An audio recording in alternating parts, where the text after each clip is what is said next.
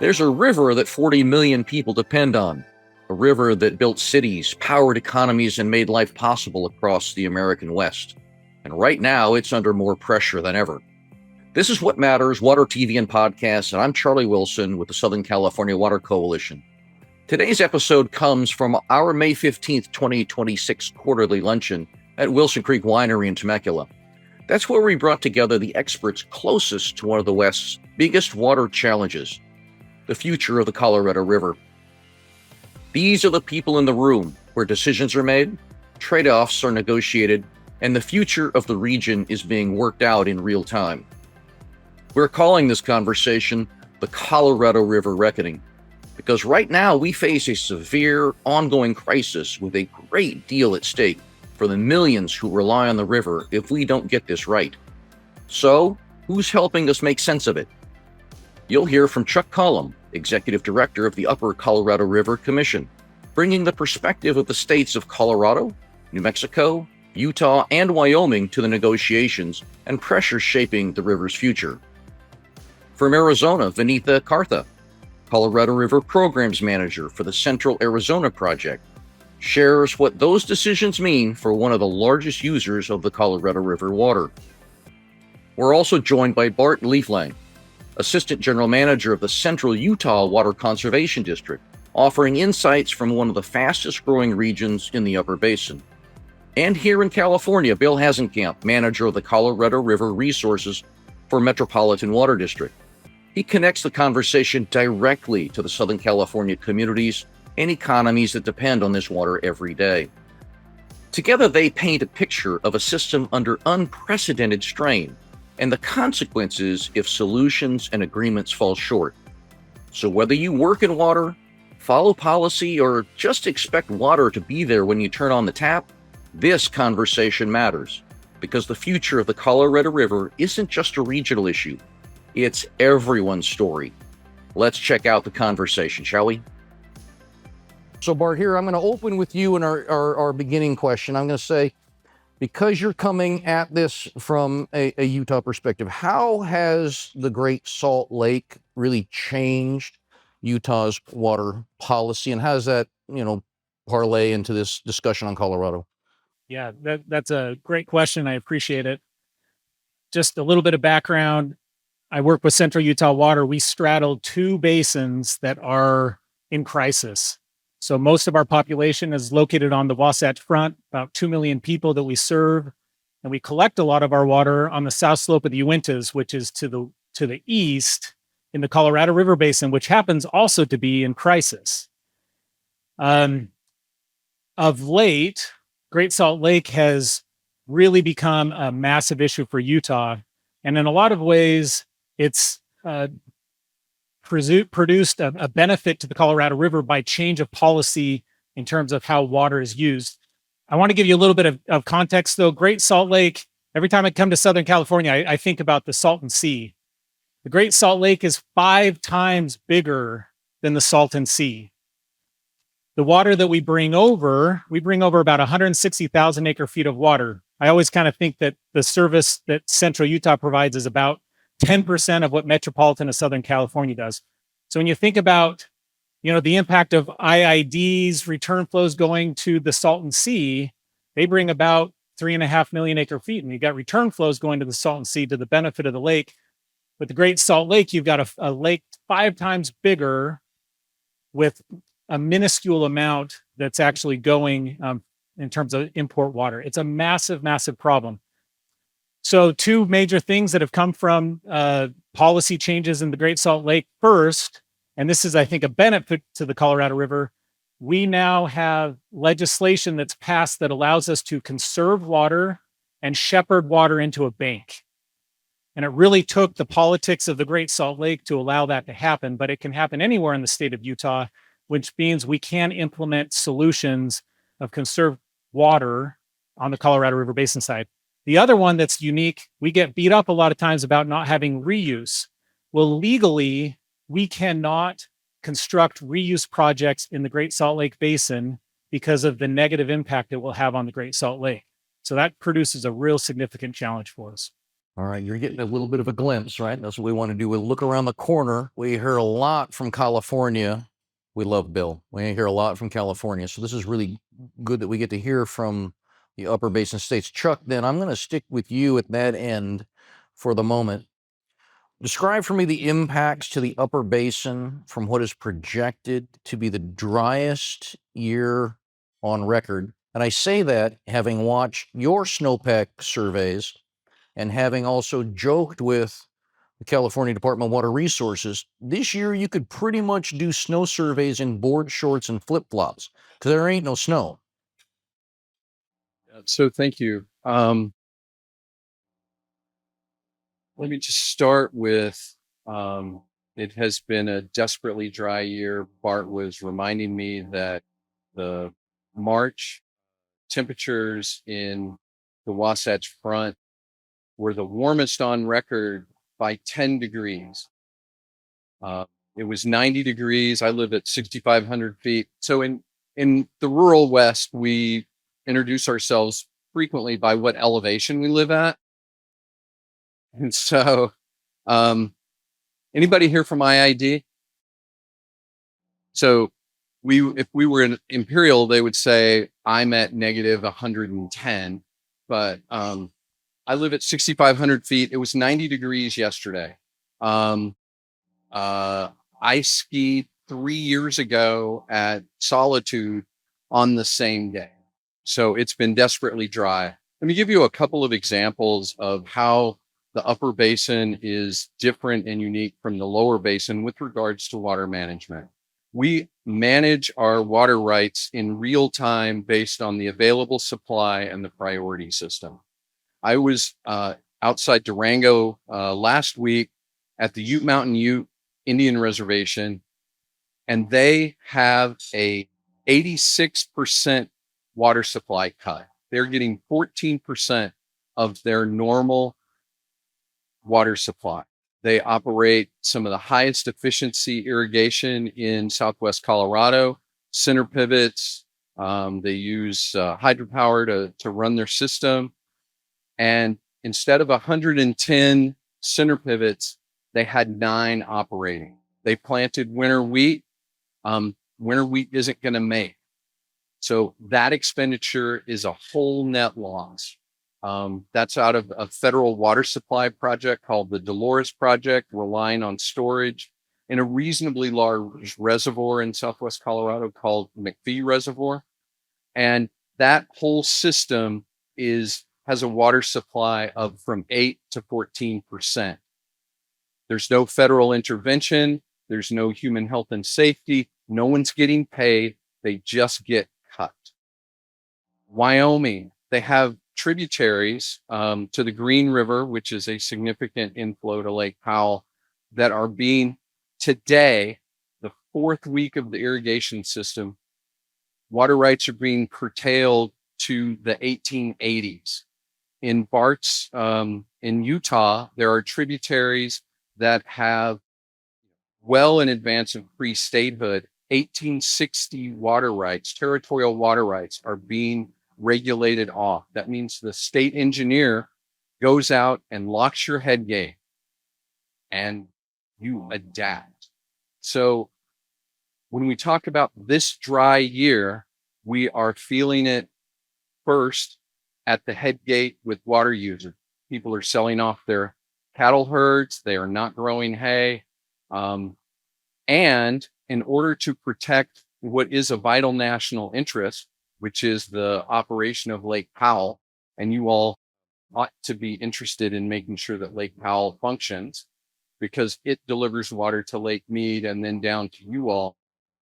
We are releasing 1 million acre feet of water that is apportioned to the upper division states from Flaming Gorge Reservoir to support the safe and efficient operation of Lake Powell. And that, again, helps you all, but it's a contribution from the upper division states to the efficient operation of the system. That doesn't happen in a normal year. So it's desperately dry and folks are doing their best to adapt. And it's mandatory and uncompensated. So Southern California, we tend to think we sort of operate in that silo, right? We're the only people that have dry conditions. And so it's very important and to understand sort of what goes on around us and how the entirety of the river is impacted. Vineetha, aside from Chuck stealing the playbook, I don't know if you got that back when he, moved to another team. Arizona, right? Okay, that one we know dry.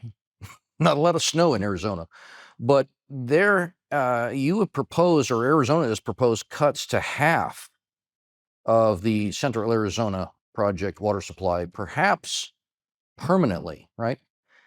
I'm curious, right, in the context of what we're talking about here. I mean, Arizona is a state that's been on a pretty good growth spurt. How does Arizona cope with what you're seeing in the climate alterations and then what the river means and the conflict between the upper and lower basin? Thank you, Charlie, for the question, and a very good afternoon. My name is Vineetha, and I'm actually the Director of Water Policy at the Central Arizona Project. I got a promotion, amazing. So, so I'm here with a better title. I also want to say when I was hired in Chuck's position, I think all of you, when you buy a new phone or a TV, you probably upgrade it, right? Like, so I'm the no bugs, upgraded, better moving, a lot more technological, innovative, creative version of Chuck. so, so I do want to say, so yes, CAP and the state of Arizona, we have put a lot on the table. And Chuck talked about what they're going through this year. The state of Arizona has been experiencing it from the last 5 years. This is the 5th year we have had 100% cut to our ag users in central and southern Arizona. And California, Nevada, and Arizona, we have been conserving a lot of water over the past 4 years, as well, with Arizona taking mandatory reductions, 512,000 acre feet. That's half of what they're releasing from Flaming Gorge. In addition, he talked about Lake Powell. We, the lower basin states, will get 1.5 million acre feet less than what we were slated to receive this year. So Meade is getting dumped on. We are not only taking a reduction from Powell releases, and all of our water users are taking the pain. Now, to your question, Charlie, the state of Arizona, this is not the first time we have had to tighten our belts. This is not the first time the lower basin has had to tighten our belts. In 1980, Arizona was asked to reduce our groundwater use. We passed the Groundwater Management Act. Immediately, we had to cap our irrigation. We had to cap our agricultural use. Our agricultural use has not increased from then. We also created active management areas within which, if you live there, your water use is very strictly regulated. You have one of the most stringent regulations if you live there. City of Glendale, where I used to live before, they have the oldest turf replacement program in the entire United States. So we have been tightening our belts from a long time. We switched. California had to go from 5.2 to 4.4 in the early 2000s. We are prepared to do that again because we are following something called climate adjusted allocations. We have a promise to our water users. They have to have a 100-year assured water supply. And every time their certificate is renewed, they have to tie their allocations to sustainable water supplies. Groundwater is not going to cut it. If you are a low priority Colorado River water, it's not going to cut it. So we are going maybe somewhat the California way. We are going into more effluent use, more recycling.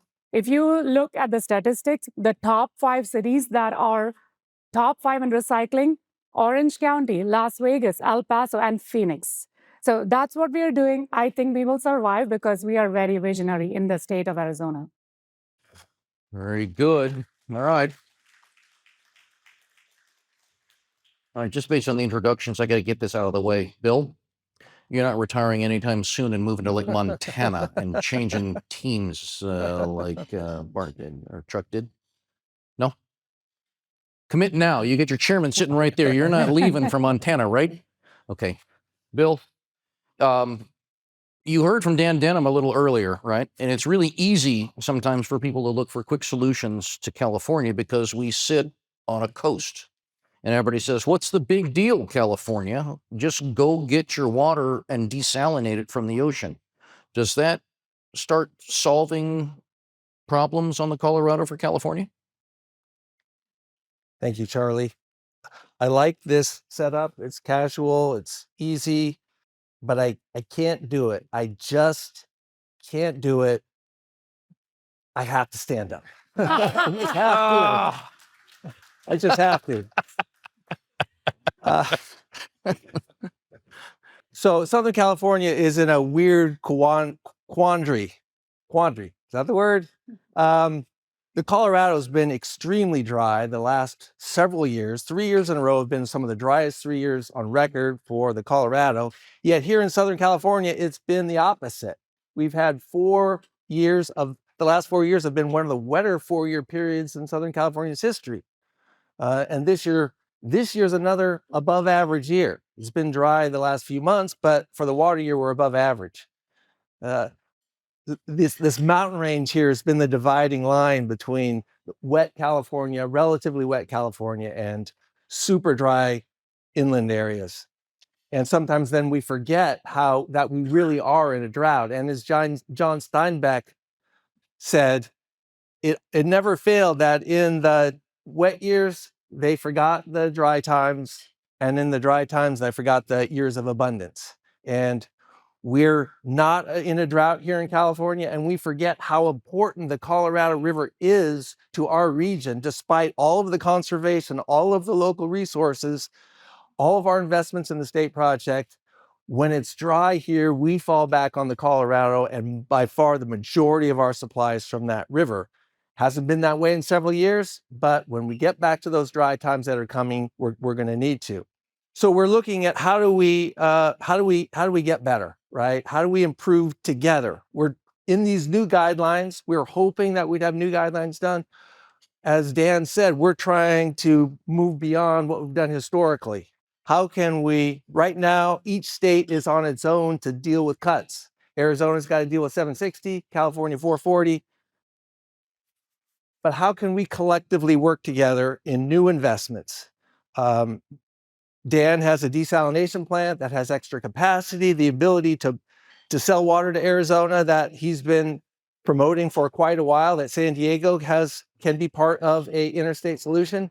And of course, Metropolitan is pursuing Pure Water Southern California, that both Central Arizona Project and Southern Nevada Water Authority have invested millions of dollars in the planning effort to help develop that project. If that project goes forward, it would provide benefits, new supply to 3 areas: urban Southern California, Las Vegas area, and the Phoenix, Tucson, Arizona. So those are really great areas and projects for urban areas. But the Colorado is looking at cuts that could be up to 4 million acre feet. And 4 million acre feet is a huge number if things stay dry. The most we've cut in a year, I think, is 1.5 million or something like that. Potential for 3 to 4 million in the not too distant future means that there has to be a lot of that agricultural has to be part of it. So new infrastructure projects for urban areas are very key and can help provide water reliability throughout our region for urban customers. But we still need that. The bulk of the cuts have to come from ag. They're the higher priority users, and we got to make sure that they can reduce their use but remain productive, as we did in 2003 through the QSA and other agreements.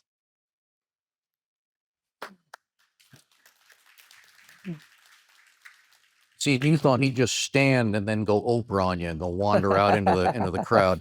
All right. So, like many things in water, right? We've been talking about this for a long, long time, and clearly Mother Nature is not waiting for us to come to some mutual agreement.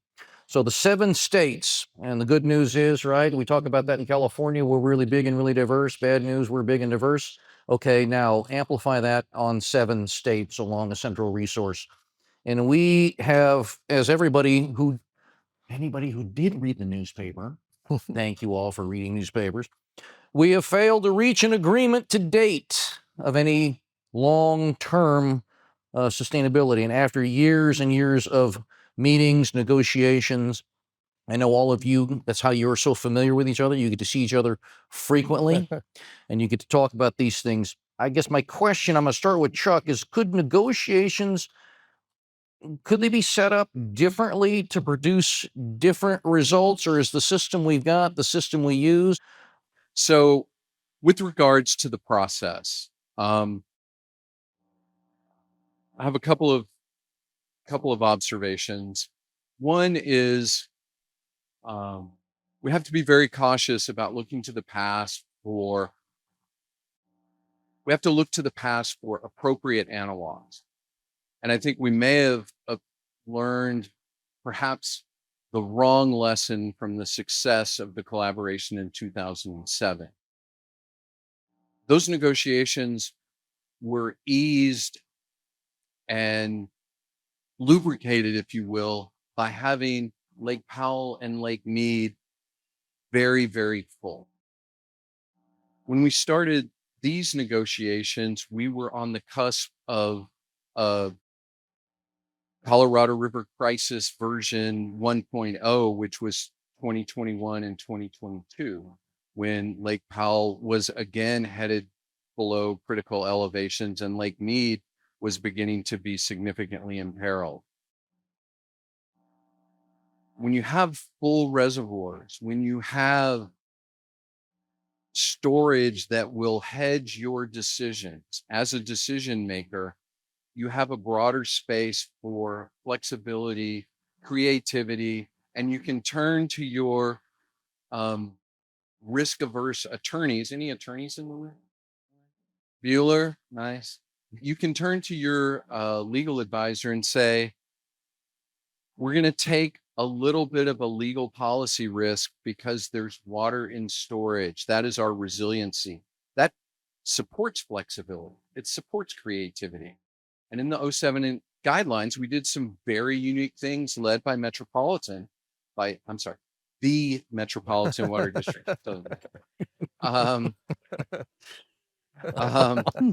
With regards to incentivizing lower basin forbearance of use and storage in Lake Mead. That was a significant benefit to Arizona. It was a significant incentive for Southern California to do some new things. Today, when we look at Lake Mead projected to fall 50 feet below critical elevations, it becomes very difficult for legal and policymakers to take a trust shared risk approach with your colleagues, particularly those who are espousing legal positions as a backstop. And that makes the conversation very difficult. That's context. I now have an answer, which is one of the things that I think happened to date in the current conversation is it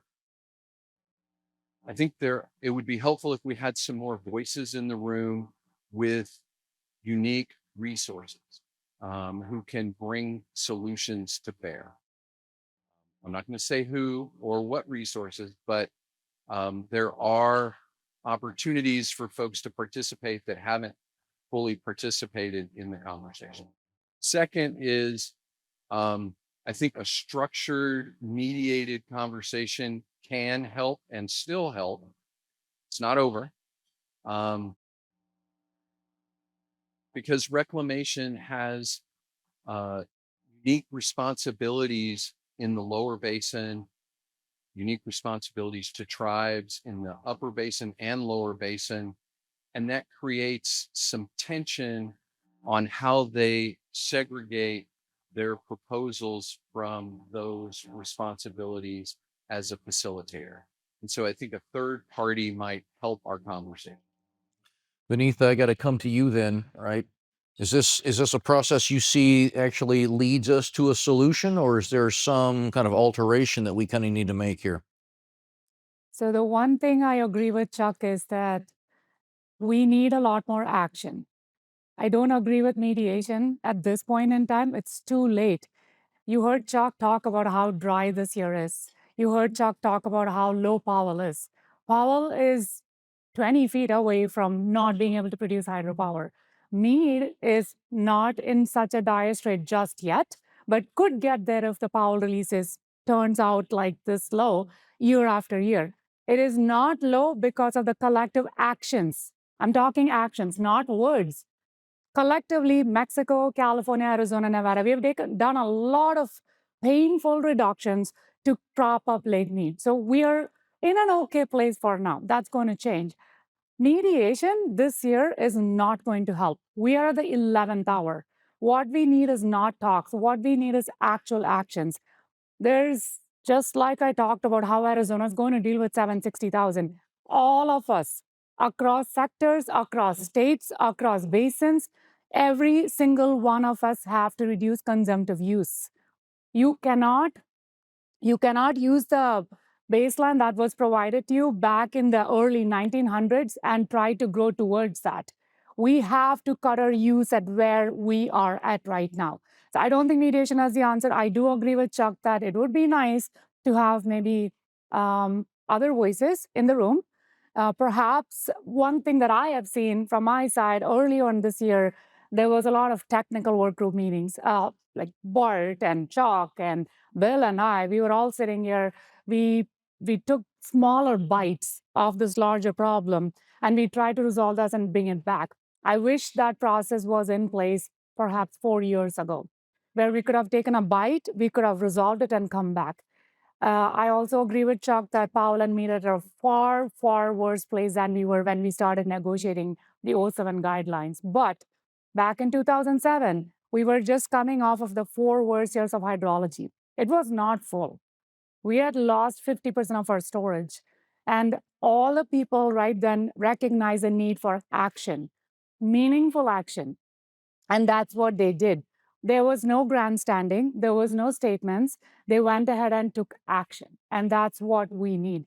We need people in the room that thinks not only about your stakeholders, but also about the system. And we are not seeing that right now. Bart, and I'm going to come to you. At what point do we, consensus is nice, right? Everybody wants consensus when we come into the room, and we work towards consensus. But at what point do we give up on a 7-state consensus and either lawyer up or lobby up and just say, hey, may the best man, women, best state win? I'm looking to Chuck for approval for what I'm going to say here. It's all right. He's already going to bleed as to who it is he thinks we can be getting other projects from. So that's coming. It's all family here. There's nobody outside this room listening. That's a great question. Oh, it's a minor detail, Chuck. Come on. I'm going to offer my perspective. I'm not an attorney, but I should offer an attorney's disclaimer that I only speak for me and nobody else. Maybe my organization. We're in an interesting spot, and there are things we could have done differently a few years ago. Might have been nice, but we are where we are today. And something that informs everything on the river is politics. And I maybe shouldn't bring it up, but that has a bearing on what we're able to do on the river. You have to think about what governor, what principal can come to the table and offer cuts at the magnitudes that Bill is suggesting are needed. And Commissioner Tootin, 3 years ago, said we needed 2 to 4 million acre feet of cuts to save the river. And I don't think she's wrong. Our own modeling corroborates that. You're talking about cuts at magnitudes that have a huge political bearing. The first question for Vineetha gets right at the heart of that. So you have to think about these decision makers getting in a room and being posed with a question of how do you, or asked to agree to take cuts that are half of their water supply. Who can agree to that? I'm not convinced anybody can politically survive if they're asked to do that. I don't believe there's ever a threshold where we give up on a 7-state consensus agreement. I think that's wrong. I think that's a mistake. I'm also not convinced that it may not require some legal support, maybe mediated legal support to bring the basin states together where there's authority coming, and I'm not advocating going to court, absolutely not. But I'm wondering, who can do what? Who really has authority to do this? And it might be that the mediator that's needed comes from a space that all of us don't really want to go to. Even if you cross that threshold, which is a real possibility in the next few months or years, I would say that mediation, negotiation isn't off the table. If we expect to go through 30 years of unknown operations on this river, an organization like mine that serves 2 million people, I know we're small, but in Utah, that's big. We can't handle that kind of unknown. I think we're going to be at the table negotiating, whether we're in court or not. And I'm optimistic because of that. All right, Bill, you come from the single largest wholesale water agency in America and the fourth largest economy in the world in the state of California. Why aren't you just muscling up and, dictating to these other folks as to how it's going to be?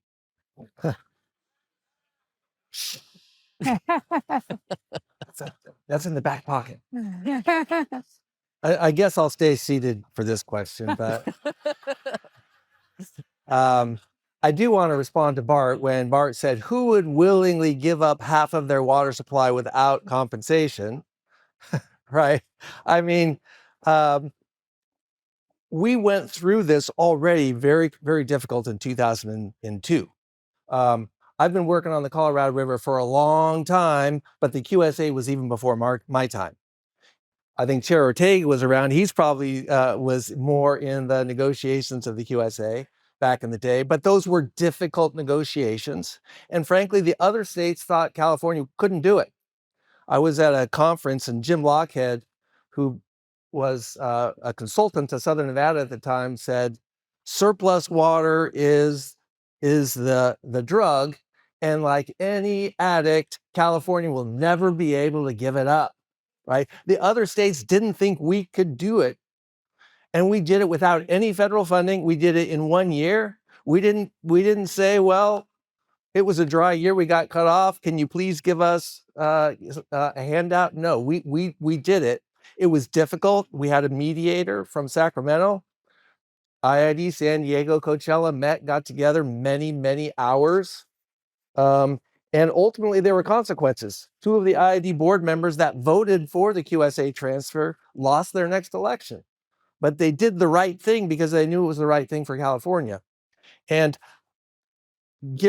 we've known this 2026 was on the calendar for a long time. In fact, 6 or 7 years ago, and I was trying to plot my retirement date, I thought, maybe a big celebration for the guidelines, that would be a good mic drop event, right?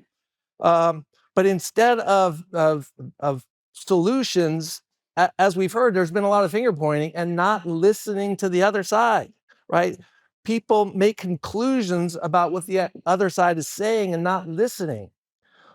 There's no villains in this basin, but people like to paint villains.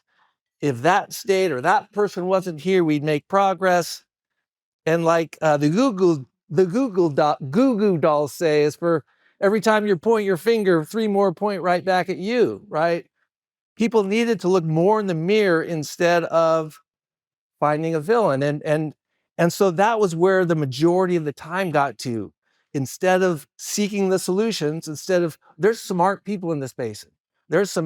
You have universities and you have people with tons of experience that absolutely could get together and solve this. This problem is solvable, but politics and posturing got in the way, and the people and the federal government has not been strong this time around. In 2002, 2003, there were consequences when we didn't sign the QSA. It took us 10 months, so we missed the deadline.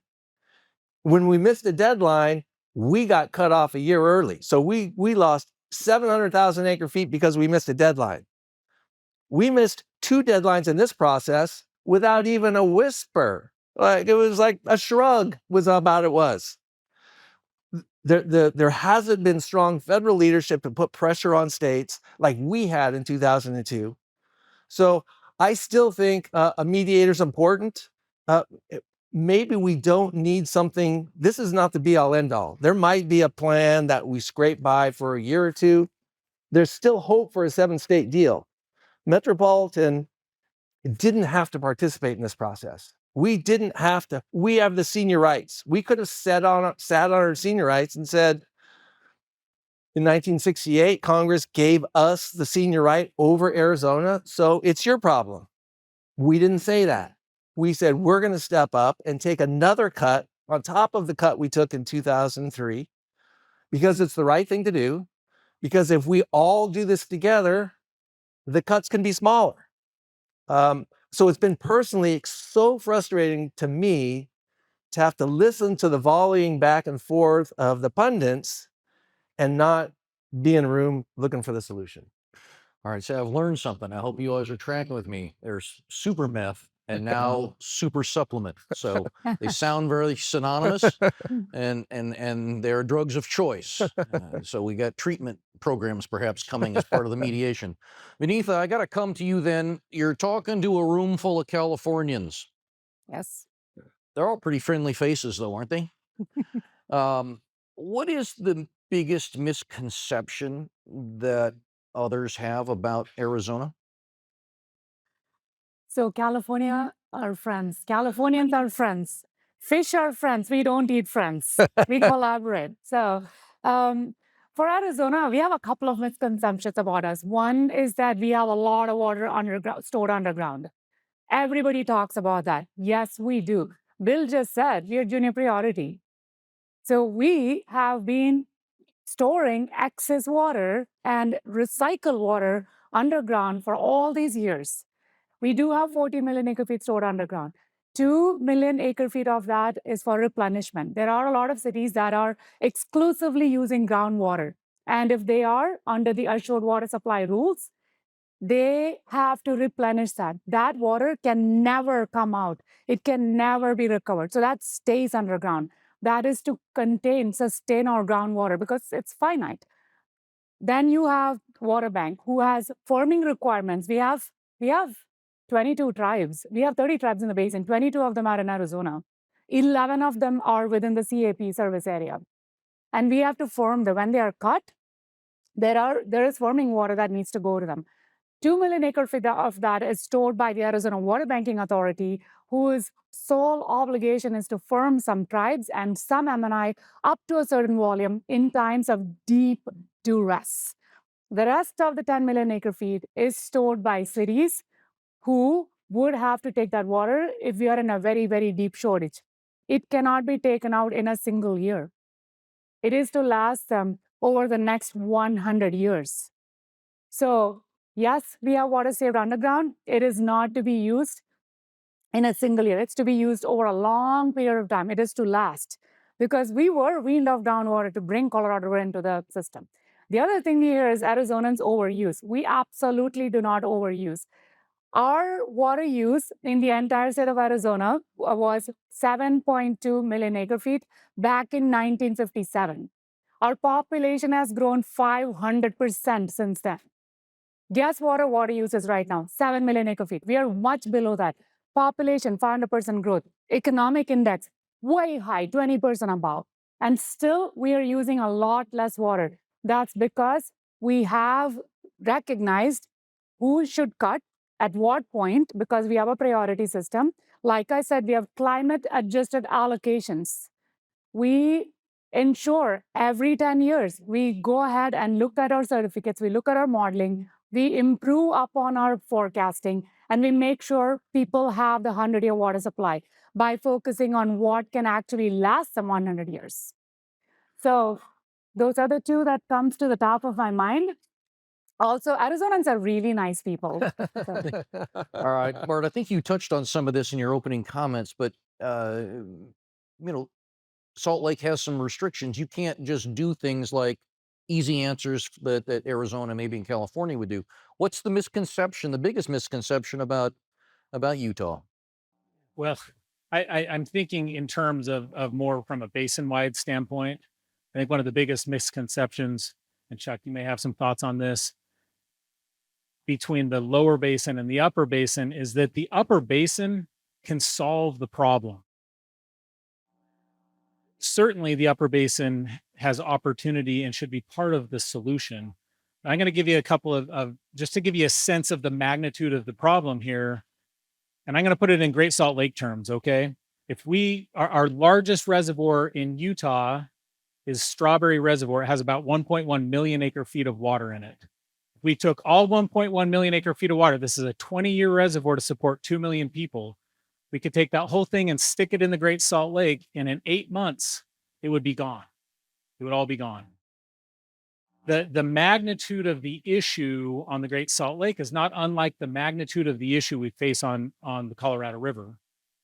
We all need to be part of the solution, but there's a misconception that the solution is going to be found in the upper basin. So that it's not a Utah specific, but certainly an upper basin. I think a misconception that hey, we can just cut off the use in the upper basin and it's going to fix the problem. All of a sudden, you're going to be able to make sure flows past Leaf Ferry are whole. But that's not necessarily the case. That doesn't mean that solutions are not necessary through all parts of the basin. All right, Chuck. So other than cheating at football at that altitude for field goal kicking and making it much easier to set new records in the NFL, what's the misconception that we may have about Colorado and sort of where you fit in this river debate? Sure. And I think I'm going to go back to something Bill said and Vineetha said. When I hang out with them, I always learn something new. First of all, I don't think Southern California gets enough credit for the QSA. This is on tape. You're seeing me say it. Because they did a hard thing. Certainly they had the United States creating significant incentives for action. And Southern California, the senior ag users came together in an innovative, collectively painful approach and solved a problem that they all share. I think that is what this basin needs to talk more about, is how each of the states align their unique issues, resources, and opportunities to address internally their problems.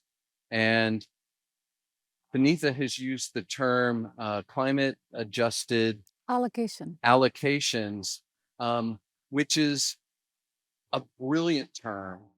And the upper basin lives that every year. When I'm talking about Eric Barnes on Fontenelle Creek in Wyoming having to determine how many of his cow-calf pairs he sells because he only has an 1890s water right and downstream is calling 1880, he is living a climate adjusted allocation.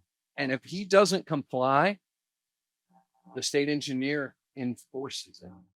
And I think that sort of ethos of living within the means of your system, which is what Southern California did with the USA. They adapted to their circumstance with the things that Southern California brings to bear, particularly the Metropolitan Water District, funding, innovation, and just grinding it out. That's why Bill runs marathons. It's what he does every day. With regards to the question of misconceptions, I talked about what we refer to in the upper basin, what we are now going to refer to as climate adjusted allocations, but there's shortages, right? Guy wakes up, plants his crop. There's no significant storage. Nobody up in the upper basin lives downstream of 50 million acre feet of storage like the lower basin does with Powell and Meade. So they take a risk every year. And if the water supply doesn't play out, then they are done for the year. That is action. That is aggressive management. And it creates stability in the system, not only for the upper division states, but also the lower basin as well. And I think one of the misconceptions is I'm supposed to go out to Simon Lopez, who manages the Ute Mountain Ute farm, and say, hey, 14%, but I need you to cut 2% more to contribute to the system. That is a very challenging place to be. And quite frankly, we are contributing to the system through our water management, through the innovations with some of the work that Central Utah is doing, Denver Water, Northern, to address our local needs, but they support those local needs and regulations support the broader system. All right, Bill, I'm going to ask this question of you, right? Because, I mean, it seems for me a bit like Captain Obvious.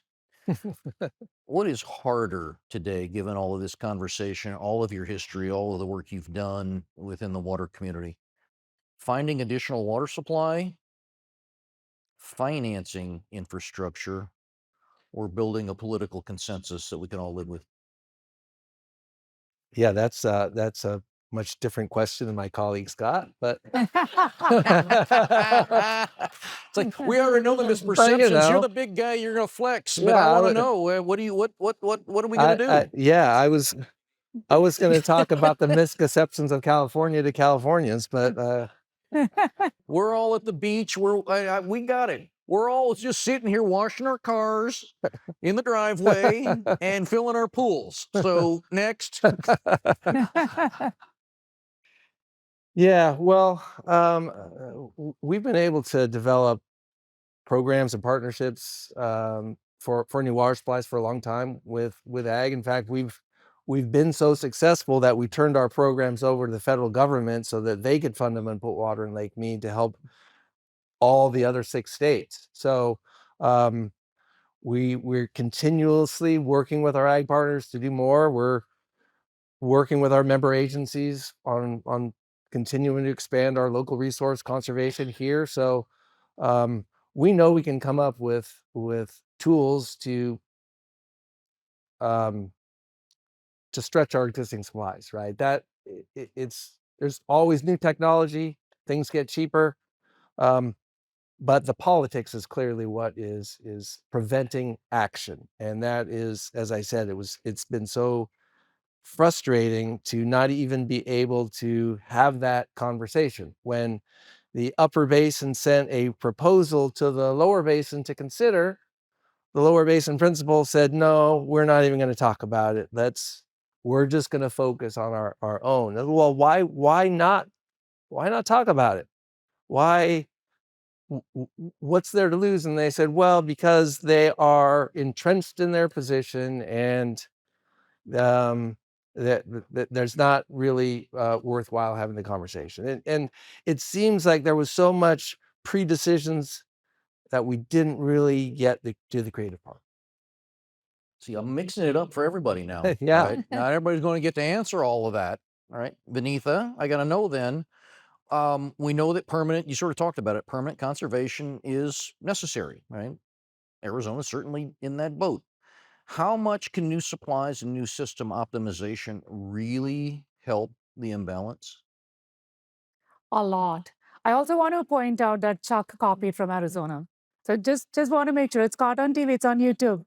So I hope you go back and tell everybody else also to take a page from Arizona's water management, and my mic is in my hands. So. I just want to say, you've tested it. We've tested it here. It's the right term.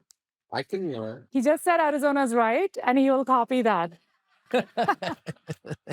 So I want to talk to you about Singapore.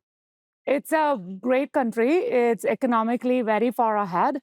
And they used to have 2 water supplies. They don't have any rivers. They get their water from rain. They have no rivers. They have nothing. And there were 2 ways they used to get water supply. They used to import it from Malaysia. And a few years ago, Malaysia changed their water rates like 400%.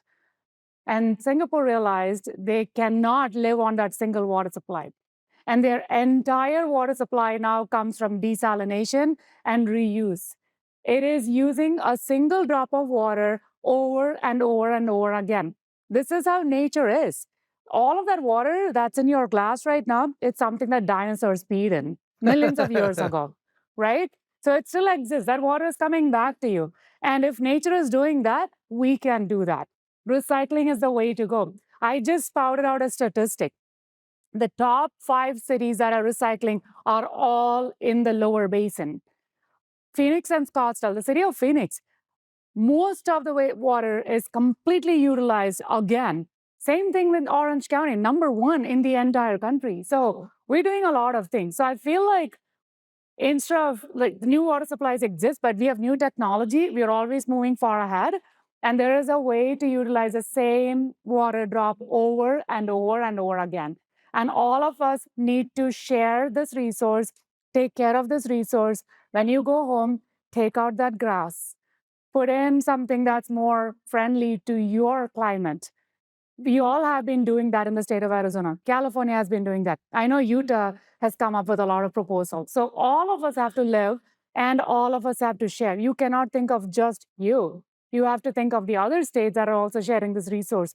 You have to think of the country that's downstream of you that's also sharing this resource. So I would leave you with use that water multiple times and share that resource with everybody else. Well, that's a great transition, Bart. So here's the question I would ask of you: is that what's one policy or operational innovation that's happening in your state that deserves more national attention that contributes positively to this discussion? Yeah, I appreciate that. We operate at a different scale, frankly, but even if the scale is smaller, even by 10%, or 10% smaller than some of the things that are being done in other basins or other part of the basin, it's still meaningful in terms of the pivot from what we've done in the past to where we're going now. In Utah, I mentioned the ability to conserve water and actually protect it and move it in stream to storage locations is it's a seismic shift in a lot of ways related to Western water policy. The use it or lose it, that was developed back in the mid 1800s. That's what's governed how we do, use water. And the encouragement has always been to use all of your water, to use it all. This shift that we've made in the last couple of years is a seismic shift, I would say, in Western water law by actually statutorily changing what we can do and conserve the water and put it into a storage bank. And what that does is it allows farmers or those that own the water rights to protect their water rights. So if they don't use it, they're not at risk of losing it. While it seems small, that little pivot in the upper basin is a big deal. It's a big move. Without little, subtle changes like that, we can't even participate in these spaces legally in our states. So that's a big deal. I want you all to clap. I want you all to clap for Utah because that was amazing.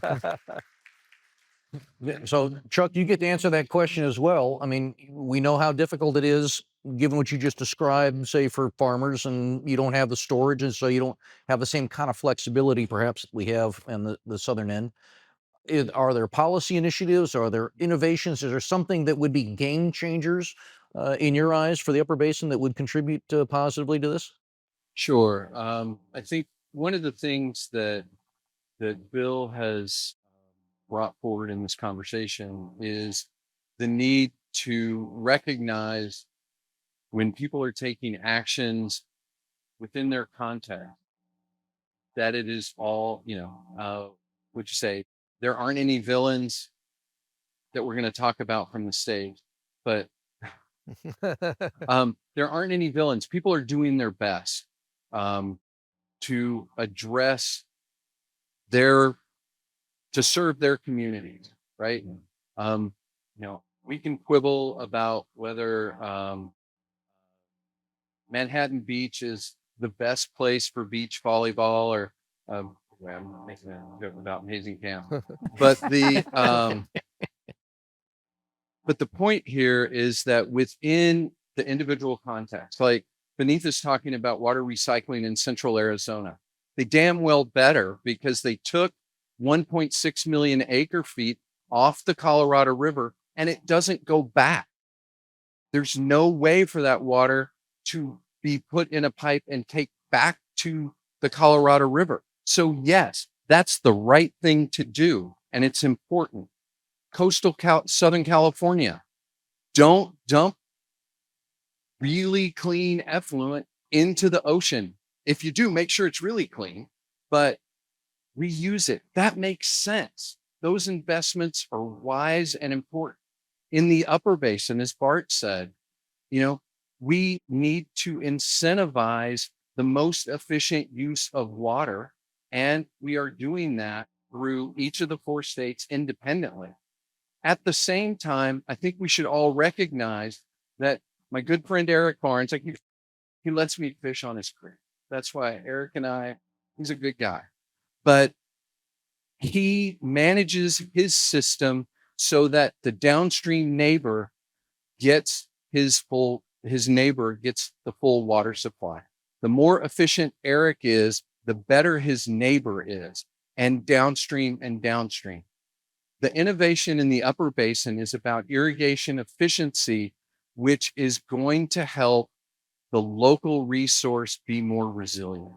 That is a big step instead of wild flood and all that sort of stuff, which helps space flow, helps the fish in October. But it is a new innovation and empowering the state engineers, the regulators, to monitor and move water pursuant to those efficiencies and actions is a big step in the upper basin. We can, I think the other thing we need to avoid is moralizing actions based on one basin or one city's context or another. I mean, we can go round and round on who the most efficient city is on a per capita use basis, and it's Santa Fe.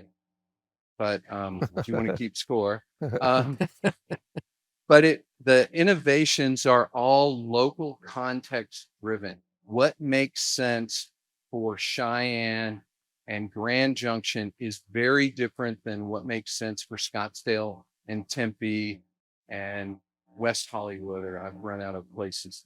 Dana Point. All right, now hold the mic. You're going to stay because we're rounding the turn. Not that I'm going to reference back to January at Santa Anita Park, but we're rounding the turn and we're coming home. So I'm going to do a little bit of a lightning round. This is short, sweet, single words, just off the cuff. All right. One word, describe the future of the basin. Pain. All right. You took mine, Chuck. Can we do pain times 2? Adaptability. Adaptability, Vineetha. Innovation. Problem solving. Stay here, William. Stay here. Most underrated water innovation. Come on, baby. You're a water professional. Most underrated water innovation. Incentivizing crops that use less water. Okay. Vineetha? Direct portable reuse. The water meter. Got it. Wow. Okay. I may not be able to make it back to the upper basin after I say this.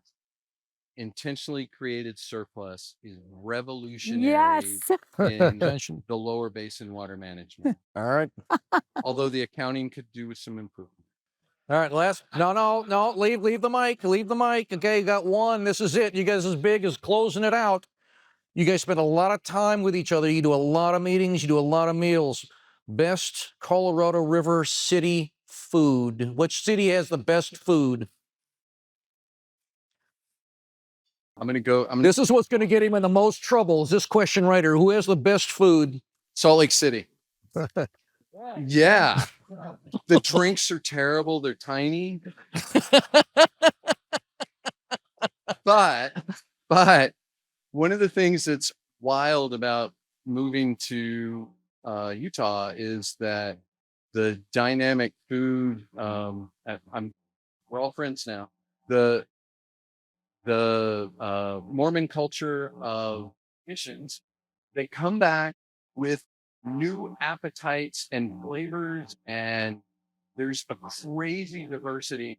There are 4 Tibetan restaurants in downtown Salt Lake City, right? Who we keep our drinks small so more water goes to the Great Salt Lake. I had an incredible poke bowl at the Paris in Las Vegas. I still remember. Okay. Chuck, Salt Lake City. Blue iguana, red iguana, the Spanish restaurant downtown. Oh yeah. Yes, yeah, really good food. I also have to complain, bars close at 6 o'clock. I don't drink, but they do close. Yeah, well, that was the easy question. Santa Fe by far with the hatch green chili is and the best mole. All right, well, ladies and gentlemen, I hope you enjoy, and please thank our guests today. I think, true to the adage that we have within the Southern California Water Coalition, these are really serious topics, right? And we get really caught up in being very serious about what we do. But it's important that you have a good time while you're doing it, right? It's a little lighthearted. It helps to see a little of the personality. You helped us today look around the corner a little bit. While negotiations are ongoing, we want to know where we can best help. We'll do whatever Bill tells us. So just know that coming into it. But we want to thank you for being a part of it, helping us understand a bit more about what really is making complex issues simple. And the work that you do, please know that it does go noticed, and that all of us are rooting for all of you to come to some final agreement of a long-standing relationship. So ladies and gentlemen, that is all we have today. I want to thank you all for being with us, making the drive here to Temecula. Again, a record crowd. We will look to see you in July. And yes, it will be at a place that will be centrally located in Southern California, and I guarantee you it will be convenient for no one to get there. Thank you for being with us. We'll see you again next time. Well, thanks for joining us on What Matters Water TV and Podcast. We are proud to have brought you these important conversations for the past 4 years. And if you like today's discussion, please go to wherever you download your podcasts and give us that 5-star rating. If you're on YouTube, subscribe to our channel. Your support helps us build our presence and continue to grow. And if you're interested in helping sponsor this program, please reach out to us at socalwater.org and send us a message. As we close out today's show, I leave you with this challenge. Be a part of the conversation. Be a part of the solution. At the Southern California Water Coalition, we educate to advocate. So as public policy leaders have difficult choices, together we help them make informed decisions.